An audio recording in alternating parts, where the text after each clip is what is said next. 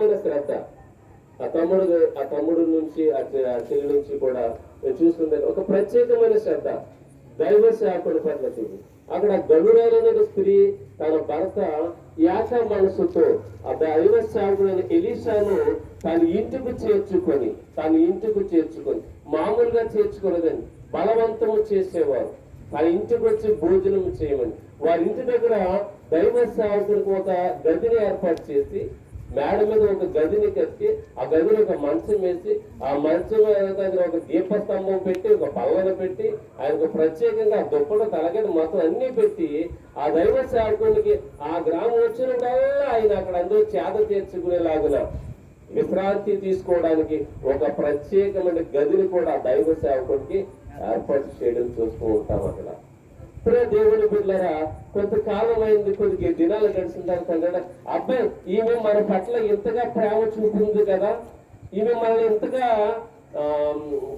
ఆదరిస్తుంది కదా, ఇంతగా మనల్ని చేర్చుకుంటుంది, బలవంతం చేస్తుంది, ఇంతగా ఆమెకి ఏమి కావాలో అడుగు.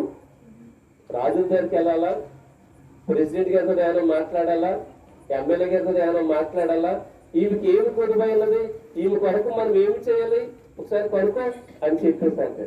ఇప్పుడు దేవుని బిడ్డలారా దైవ సేవకుడు మన ఇంట్లో కాళ్ళు పెట్టడం మనకు ఆశీర్వాదం. ఎందుకంటే దైవ సేవకుడు అంటే దేవుని యొక్క ప్రతినిధి. దైవ సేవకుడు నీ ఇంట్లో చెయ్యకడుగుట నీకు ఆశీర్వాదము. దైవ సేవకునికి నీ ఇంత ఆహ్వానించుట నీకు ఆశీర్వాదము. అలాగే అక్కడ ఇంకొక సహోదరి సారపతి విధవరాలు ఉంటుంది. ఆమె కూడా ఏం చేస్తుంది, తనకున్న దాంట్లో ఆయన అంటాడు, అమ్మ నీ దగ్గర ఏముంది అన్నప్పుడు నా దగ్గర ఏమీ లేదయ్యా, కొంచెం పిండి ఉంది, కొంచెం నూనె ఉంది, చిన్న అప్పం కాల్చుకుని నేను నా కొడుకు తిని చనిపోవాలనుకుంటున్నామంటాడు. కానీ ఆయన ఏమంటాడంటే ముందు నంచి తెమ్మంటాడు, తర్వాత ఈవరు నంచి పడితే ఇలాగని చెబుతాడు. అయితే ఒకసారి ఒక పని చేయి, ఆ కొంచెం పిండిలోంచి నాకు మొదటగా కొంచెం ఒక అప్పం కాల్చి తీసుకురా, అది తిని నేను నిన్ను ఆశీర్వదిస్తాను. ఇప్పుడే దేవుని పిల్లలు గమనించాలి. ఎందుకంటే ఆమె అప్పం కాల్చుకుని తిని చచ్చిపోతాను నేను నా కొడుకు అన్నది. కానీ దైవ సేవకుడు ఏం చెప్పాడు, అంటే మొదటగా నాకు కొంచెం తీసుకుని రా అన్నాడు. ఆయన తీసుకుని రమ్మన్నప్పుడు ఆమె ఏం చేసింది, ఆయన మాటకు లోబడి ఏం చేయాలా, ఆయన మాటకు లోబడి ఆయన మాటను విని ఆ కొంచెము పిండిలో నుంచే కొంచెం ముద్ద తీసి మొదటగా చిన్న అప్పము కాల్చి కొన్ని మంచినీళ్ళు పట్టుకుని దైవ సేవకుడికి ఇచ్చి తీసుకొచ్చి ఏమైంది, ఆ తొట్టులో పిండి తరిగిపోలేదు, ఆ పుడ్డులో నూనె తరిగిపోలేదు. ఆ 3.5 సంవత్సరాల కష్టకాలము, భయంకరమైన కష్టకాలము, బహుశా ఆమె ఇంటి వారును సమృద్ధిగా తిని పూజించి దేవుని మహిమపడి దేవుని స్తోత్రం కలిగిన. ఎలాగ జరిగిందంటే దైవ సేవకుని మాటకు లోబడిట. ఈ విధవరాలు దైవ సేవకుని మాటకు లోబడింది. ఆ గనురాలు దైవ సేవకుని తన ఇంటికి రమ్మని బలవంతము చేసి ఆతిథ్యం ఇచ్చింది. మీకు బాగా తెలిసినటువంటి కుటుంబం ఒకటి ఉంది, తెలుసు కదా బైబిల్లోను, మార్తా మరియా లాజరు. ఆ ముగ్గురు 3 పోస్టులు కలిగి ఉన్నారు. తెలుసా మీకు? ముగ్గురు 3 పోస్టులు కలిగి ఉన్నారు, అంటే 3 విధాలుగా ఉన్నారు. మార్త ఏం చేస్తుంది, పరిచర్య చేస్తుంది. మరి ఏం చేస్తుంది, దేవుని వాక్యం వింటాడు. లాజరు ఏం చేస్తాడు, యేసయ్యతో సహవాసం కలిగి ఉంటాడు. దేవుని స్తోత్రం కలిగిన గాక. హల్లెలూయా. ఇప్పుడే దేవుని బిడ్డలారా అట్టి రీతిగా మనము పరిచర్య చేసేవారిగా ఉండాలి. మనము ప్రార్థన చేసేవారిగా, లేదంటే దేవుని వాక్యం వినేవారిగా ఉండాలి. 3వదిగా దేవునితో సహవాసము కలిగేవారిగా. మరియా, మార్తా, లాజరు ముగ్గురు ఒకే కుటుంబములో ముగ్గురు 3 విధాలుగా యేసుక్రీస్తు ప్రభువుని ఎలాగూ వెంబడించారో అటు రీతిగా మనము మన కుటుంబము కూడా యేసయ్యను వెంబడించేవారిగా ఉండాలి. దేవునికి మహిమ కలుగును గాక. హల్లెలూయా. బైబిల్ గ్రంథం నుంచి ఒక మాట చదువుకుందామా? చూడండి, ఆది కాండము నుంచి ఒక మాట చదువుకుందాం. దొరికిందా? ఆది కాండం దొరికింది. అయితే 31వ అధ్యాయం చూడండి. 31వ అధ్యాయం 32వ అధ్యాయము 10వ వచనం నుంచి చదవండి. 10వ వచనం. ఆదికాండము 32వ అధ్యాయము 10వ వచనం చదువుకోండి. జాగ్రత్తగా వినండి. చెప్పండి. నీవు నీ సేవకునికి చేసిన సమస్తమైన ఉపకారములకును సమస్త సత్యములకును అపాత్రుడను. మళ్ళా చందవా చూడండి. నీవు నీ సేవకునికి చేసిన సమస్తమైన ఉపకారములకును సమస్తమైన సత్యములకును. ఎవరు చెప్తున్నామాట? దీనికి నేను పాత్రుడనే కాను. యాకోబు ఏమంటున్నాడంటే ఇంకోసారి వెనక కింద చదవండి. పాత్రుడు కాదు, ఎట్లనగా నా చేతి కర్రతో మాత్రమే ఈ యోర్దాను నా దాటి తిని అప్పుడు కాదు ఇప్పుడు నేను 2 గుంపులైపోయినాయి. దేవుడికి స్తోత్రం కలిగిన ఏంటంట? యోర్దాను నది దాటేటప్పుడు యాకోబు ఎలాగెళ్ళాడు?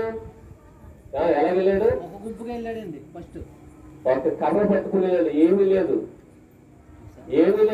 యాకోబు దగ్గర, ఏమీ లేదు. కర్ర పట్టుకుని వెళ్ళాడు అంతే. యోర్దాను దాటి ఎక్కడి నుంచి? అన్నను మోసం చేశాడు కదా, తండ్రిని మోసం చేశాడు కదా, మోసం చేసి మేనమాదని పారిపోయాడు. ఆ పారిపోయేటప్పుడు యోర్దాను నది అడ్డొచ్చింది. ఆ యోర్దాను నది దాటేటప్పుడు అతని చేతిలో ఏముందంటే ఒక కర్ర మాత్రమే ఉంది. ఆ కర్ర పట్టుకుని యోర్దాను నది దాటి అవతలికి వెళ్ళాడు, మేనమాద దగ్గరికి వెళ్ళాడు. ఇప్పుడు మరలా నది దగ్గరికి వచ్చాడు, దేవుడి దగ్గరికి వచ్చాడు. ఇప్పుడు ఏమైందంటే అట్నుంచి యాకోబుని కొట్టడానికి వాళ్ళ అన్నయ్య ఏడవతల 400 మందితో కాసుకుని కూర్చున్నాడు. మీరండి దయచేసి అర్థం చేసుకోండి. 400 మందితో కింద చదివితే అక్కడ అదే ఉంటారు. 400 మందితో యాకోబు ఇంటి వారిని చంపివేయడానికి కాసుకొని కూర్చున్నాడు యాసవు. దేవుని బిడ్డలారా, ఇప్పుడు 70 రేవు యువతల ఒడ్డున ఉండి యాకోబు చెబుతున్న మాట ఇది. ప్రభువా, ఒకప్పుడు నేను ఒట్టికరతో యోర్దాను నదిని దాటి తిని ఇప్పుడు నన్ను 2 గుంపులుగా చేస్తావు. దీనికి నేను పాత్రుడిని కాను, నేను అర్హుడిని కాను, నాకు ఏ యోగ్యత లేదు, నాకు ఏ అర్హత లేదు. అయినా కానీ నీవు నన్ను ఆశీర్వదించు. దేవుని స్తోత్రం కలుగునగా. దేవుని బిడ్డలారా, దేవుడికి అర్హత ఏంటంటే నీ హృదయాన్ని దేవుడికి ఇవ్వడమే అర్హత.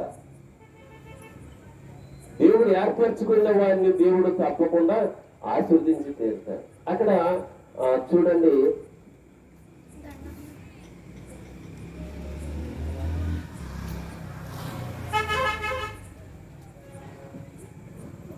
కీర్తనల గ్రంథము 115వ కీర్తన పెడతాగా. ఈ 2 మాటలు చదువుతూ ముగించేసుకున్నాం. 115వ కీర్తన 12వ వచనం నుండి చదువుదామా? చూడండి. యెహోవా మమ్మును మర్చిపోలేదు, ఆయన మమ్మును ఆశీర్వదించును. ఆయన ఇశ్రాయేలును ఆశీర్వదించును, అహరోను వంశస్థులను ఆశీర్వదించును. పిల్లలనేమి పెద్దలనేమి తన యందు భయభక్తులు గల వారిని అందరినీ యెహోవా ఆశీర్వదించును. దేవుడికి స్తోత్రం. ఏమన్నాడైనా? యెహోవా యందు భయభక్తులు గల వారిని అందరినీ. మొదట ఇశ్రాయేలుని చెప్పాడు, చివరి పత్రిక ఏమంటాడు? ఆయన యందు భయభక్తులు కలిగిన ప్రతి ఒక్కరిని ఆశీర్వదిస్తాడు. రోజు తమ్ముని బట్టి చెల్లిని బట్టి నేను సంతోషించినదే. ఈరోజు ఈ స్థితికి వచ్చామంటే అన్నట్టు చెల్లి చెప్పినట్టుగా మనుషులు లోకులు 4 రకాలుగా మాట్లాడుకుంటారు. వీడికి ఎలాగొచ్చేస్తుంది. దేవుడు చేసిన కార్యాల హృదయానికి గోచరము కాదు, కంటికి కనబడదండి. అది ఆశ్చర్యకరమైన కార్యాలు. ఆ చెప్పులు కన్నీరు పెట్టుకున్నారు. ఆ గెంజి మీద పడిపోతే మరి అతని మీద ఆ కాలిందని చెప్పి చెయ్యదు మాత్రం అందరి మీద పడిపోతే చాలా పెద్ద ప్రమాదమే ఎదురుతుంది. అది కంటికి కనపడదు, హృదయానికి గోచరం కాదు. దేవుని హస్తము నీ మీద ఉంది కాబట్టి తప్పించాడు. దేవుని స్తోత్రం కలుగును కాక. దేవుని హస్తము యాకోబు మీద ఉంది కాబట్టి యాకోబు 2 గుంపులుగా ఆశీర్వదించాడు ఆయన. దేవుని హస్తము ఇసాకు మీద ఉంది కాబట్టి ఇసాకును దేవుడు ఆశీర్వదించాడు. దేవుని హస్తము అబ్రహాం మీద ఉంది కాబట్టి అబ్రహామును అన్ని విషయంలో ఆశీర్వదించాడు. దేవుని యొక్క హస్తము ఎవరి మీద ఉంటే వారు ఆశీర్వదించబడతారు. అట్టి ఆశీర్వాదం ప్రతి కుటుంబానికి దయచేయను గాక. దేవునికి స్తోత్రం. హల్లెలూయా. కాబట్టి ప్రభువుకు దేవుని బిడ్డలారా, ఈరోజు చాలా మంది దీన స్థితిలో ఉంటారు, దుఃఖపడే స్థితిలో ఉంటారు, వేదనలో ఉంటారు, అప్పుల్లో ఉంటారు, ఇరుకుల్లో ఉంటారు, ఇబ్బందులలో ఉంటారు. ప్రియ దేవుని బిడ్డలు గమనించండి. ఈ మాటలు వినిచినటువంటి నా ప్రియ సహోదరి సహోదరులారా, యెహోవా యందు భయభక్తులు కలిగి ఆయన త్రోవలో నడుచుకునే వారు ధన్యులు. వారి కష్టార్జితం వారు అనుభవిస్తారు. వారి పిల్లలు వారి భోజనపు బల్ల చుట్టూ ఒలివ మొక్కల వల్ల ఉంటారు. వారి భార్య ఫలించు ద్రాక్ష వల్ల ఉంటుంది. వారికి బ్రతుకు దినములన్నీ కృపాక్షేమములై వచ్చునని దేవుని లేఖనం సెలవిస్తుంది. కాబట్టి ప్రియ సహోదరి సహోదరులారా, గమనించాలి. దేవుని సేవకుని, దేవుని బిడ్డలను, దేవుని వాక్యముని వినినటువంటి వారు ఏ ఒక్కరు ఈ రోజుకి నశించిపోయినట్లు కానీ పాడైపోయినట్లు కానీ నేను ఎక్కడా వినలేదు. దావీదు భక్తుడు సాక్ష్యం చెప్తాడు. ఇదిగో నేను ఇప్పుడు వృద్ధుడినై ఉన్నాను, ఇదిగో నేను బాలుడనైతిని, ఇప్పుడు వృద్ధుడినైంటిని, నీ బిడ్డలు భిక్షం ఎత్తుకునుట నేను ఏనాడును చూడలేదు. ఏమన్నా దావీదు? ఒకప్పుడు నేను బాలుడినై ఉన్నాను, ఈ రోజు నేను వృద్ధాప్యానికి వచ్చాను. నీ యందు భయభక్తులు కానీ వారు ఏ ఒక్కడు కూడా భిక్షం ఎత్తుకున్నట గాని లేదా దరిద్రుడు గనుడు గాని నేనేనాడు చూడదు. అక్కడే కీర్తన గ్రంథము 113వ కీర్తన మాట, దరిద్రులను ధనవంతులుగా చేయవాడు నేను, పేదలను పెంట కుప్పల మించి లేవనెత్తువాడును నేను. దేవుడే లేవనెత్తాడు, దేవుడే ఆశీర్వదిస్తాడు అనుకోవచ్చు బహుశా లోకస్తులు. ఎందుకంటే ఆ బైబిల్ గ్రంథంలో కూడా కొంతమంది ఉన్నారు అలాంటి వాళ్ళు. కొంతమంది అనుకున్నా కానీ దేవుడు మనుషుల మాటలు లక్ష్య పెట్టగా యెహోవా యందు మనం గురి కలిగి, మనుషుల మాటలు లక్ష్య పెట్టేవాడు ఆశీర్వదించబడ్డు కానీ యెహోవా మాటలు లక్ష్య పెట్టేవాడు ఆశీర్వదించబడదు. దేవుని స్తోత్రం కలుగును గాక. కాబట్టి ప్రియ దేవుని బిడ్డలారా, 3 మాటలు తెలియజేస్తున్నాను. మొదటిగా ఏంటంటే దేవుని యందు భయభక్తులు కలిగి ఉండాలి. దేవుని యందు భయభక్తులు కలిగి ఆయన త్రోవల యందు మనము నడుచుకోవాలి. రెండవ మాట ఏంటంటే దైవ సేవకులను మనము చేర్చుకున్న ద్వారాగా మనకి ఆశీర్వాదము. దైవ సేవకునికి ఆతిథ్యం ఇచ్చడం ద్వారా మనకి ఆశీర్వాదం. నువ్వు ఈ బంగారం పెట్టావా, వెండి పెట్టావా, లేదా ఎలగల వస్త్రాలు ఇచ్చావా, లేదంటే 1000 రూపాయలు ఇచ్చావా, 100 రూపాయలు ఇచ్చావా, 1,00,000 రూపాయలు ఇచ్చావా కాదు. నీ పూర్ణ హృదయముతో మంచి ప్రేమతో ఒట్టి మంచి నీళ్ళు ఇస్తే చాలు, దేవుడు దాన్ని బట్టి నేను గొప్ప ఆశీర్వాదం ఇది దయచేస్తాడు. దేవుడి స్తోత్రము కలుగును కాదు. దైవ సేవకుని చేర్చుకొని ఆ గమ్యులైనటువంటి స్త్రీ చక్కని ఆశీర్వాదం. అప్పటికి అతను ఆ భర్త ముసలుడైపోయాడు, భర్త ముసలుడైపోయాడు అంటే ఈమె కూడా లొంగిపోయింటది కదా. అయినా కానీ వారికి వంశోద్ధారకుని ఇచ్చాడు. మీరు గమనించాలి ప్రియ దేవుని బిడ్డలారా, చిన్న మాట చెప్పిన మాట ముగిస్తాను. వాడు గమనించాలి. యేసుక్రీస్తు ప్రభువారి దగ్గరికి గర్భఫలము కొరకు వచ్చిన వారిని కానీ, లేదంటే ఆయన దర్శించి గర్భఫలం ఇచ్చినప్పుడు కానీ అందరికి వంశోద్ధారకులను ఇచ్చారు కానీ స్త్రీలను ఎక్కడ ఇచ్చినట్లేదు. అవును కదా? అబ్రహాము మొదలుకొని అందరికి కూడా ఎంతో మందికి దేవుడు వంశోద్ధారకులనే ఇచ్చాడు. దేవుని స్తోత్రం కలుగును గాక. మా సహవాసంలో కూడా నేను నరేంద్రపట్నం కొత్తలో ఒక సహోదరు ఉండేది. ఆ అమ్మాయికి 9 సంవత్సరాలు అవుతుంది. ఆవిడకి నేను వెళ్ళేటప్పటికి ఆ అమ్మాయికి పెళ్ళి గైగలపాడు, కాకినాడ గైగలపాడు తెచ్చి ఉంటారు మీకు. గైగలపాడు 9 సంవత్సరాలు అవుతుంది ఆ అమ్మాయికి పెళ్ళి, పిల్లలు లేరు. నేను వెళ్ళిందా చెప్పాను, అమ్మాయి నువ్వు దేవుని యందు భయభక్తులు కలిగి నా ద్వారా ప్రభువుని వెంబడించి నేను ప్రార్థన చేస్తాను, దేవుడికి గర్భఫలం ఇస్తానని చెప్పాను. అలాగే అతని భర్తతో కూడా చెప్పాను. వారిద్దరు కూడా ఏకీభవించి సన్నిధికి వచ్చి దేవుని యందు భయభక్తులుగా నడుచుకున్నారు. నేను చెప్పినది మొదలు నేను గీత ఆ గోడ మీద గీశాను. ఆ గోడ మీద గీసాను నేను గీత, తారీఖు రాశాను. అన్న తారీఖు 3 నెలలకి ఆమె గర్భం ధరించింది. నేను స్తోత్రం కలుగును గాక. హల్లెలూయా. ఇప్పుడు మా అబ్బాయిని చూస్తారు కదా, సేమ్ అదే వయసు వాళ్ళ అబ్బాయికి వంశోద్ధారకులు ఇచ్చారు దేవుడు వాళ్ళ అబ్బాయికి. ఇద్దరికి ఒకటే వయసు. మా కట్టుమూరులో కూడా అయ్యా మీకు తెలుసు కదా, సామెతల రామారావు నేను సేవకు వచ్చిన మొట్టమొదటి దినాల్లో వాడు కూడా అతను నా క్లాస్మేట్.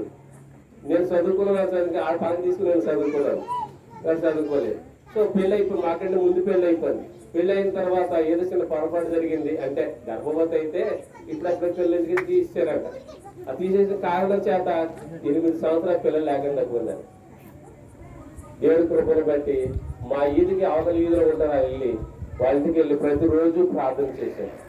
సేవకు వచ్చిన పక్కన ప్రతిరోజు ఇంటికి వెళ్ళి దర్శించి జస్ట్ అలా వాకట్లో చిన్న ప్రార్థన చేసి అన్నమాట చెప్పేది.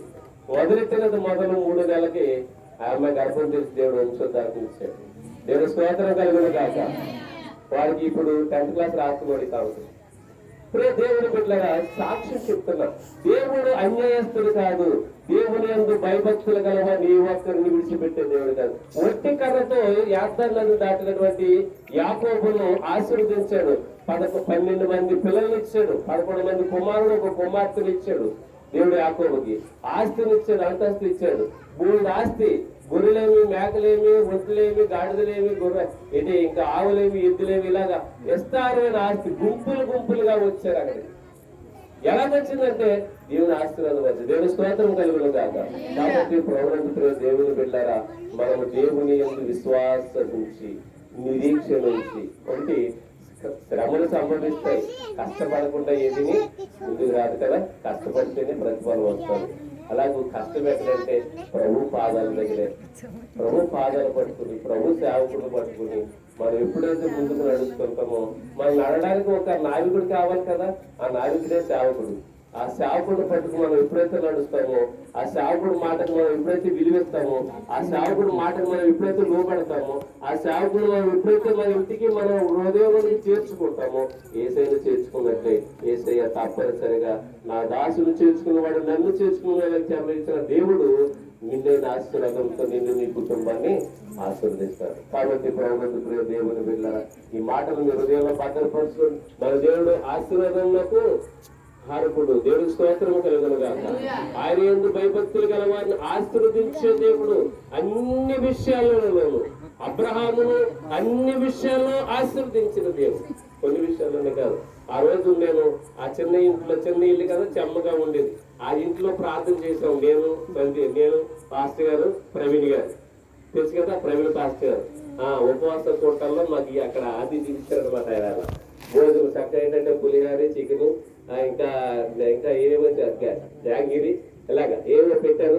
అక్కడ మంచి ఆతిథ్యం ఇచ్చి వాళ్ళు చివరిగా కోరింది ఏంటంటే 5 పిల్లల కోసం ప్రార్థించండి, దేవుడు మంచి ఇల్లు ఇవ్వాలండి. ఈ 2 మాటలు నాకు గుర్తున్నది.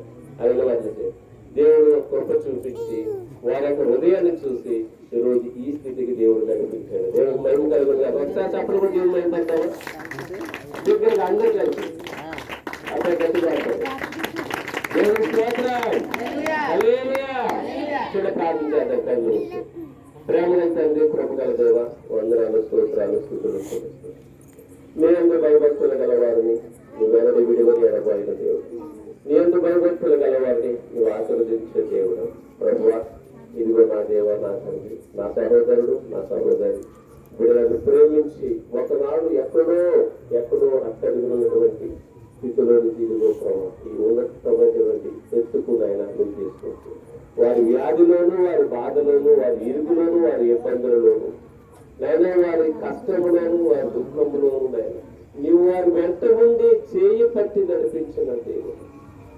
ఇదిగో నాయన మరణకరమైన సమయంలోను, దుఃఖకరమైన సమయంలోను నీ కుమారుని, నీ కుమార్తెను, కుటుంబాన్ని విడువక నువ్వు లేవనెత్తున్న దేవుడు. ప్రభువారు నీకు వందనాలు, స్తోత్రాలు.